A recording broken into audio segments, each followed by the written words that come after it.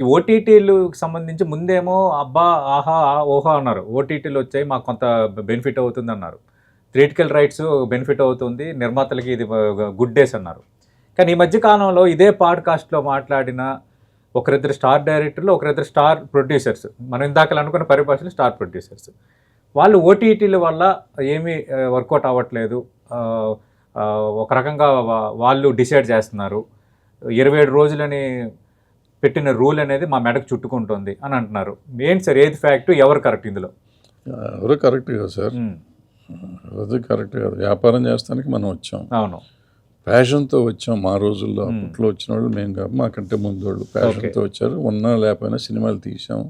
థియేటర్కి డబ్బుల మీదే ఆధారపడి బతికేవాళ్ళం. థియేటర్ మీదే బతకాలంటే సినిమా ఇప్పుడునండి, సినిమా ఎందుకు ప్రజల్లో ఉండాలి, ఆహా థియేటర్లో విజిల్స్ వేయాలి, చూడాలి, చూస్తే ఆనందం ఉంటుంది. మా రోజుల్లో మొగుడు గోల సినిమాకి డబ్బులు ఇచ్చారు. డబ్బులు గంపల్లో ఏరుకునేవారు ఆ రోజుల్లో గేట్ కీపర్స్.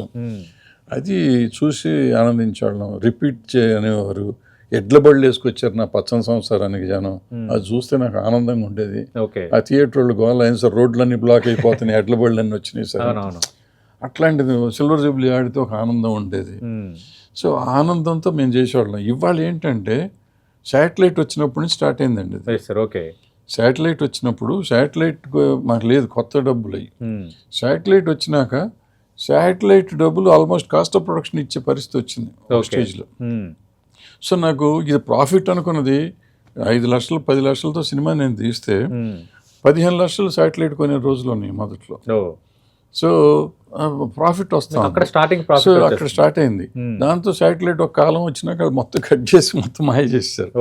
ఆ తర్వాత ఇది వచ్చింది ఓటీటీ. ఏం చేశారు, ఓటీటీ కూడా అట్లాగే వచ్చిన కొత్తలో 3 కోట్ల సినిమా 7 కోట్లు కొనేవారు వాళ్ళు పెద్ద కంపెనీలు. 7 కోట్లు 8 కోట్లు అట్లా కొన్నారు.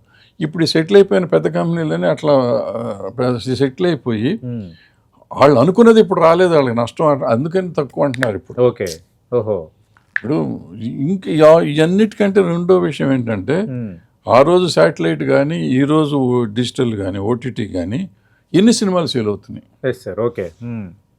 250 సినిమాలు తీస్తే 70-80 సినిమాలు ఆ పైకి వెళ్ళేది, మిగిలినవన్నీ కిందే ఉంటాయి.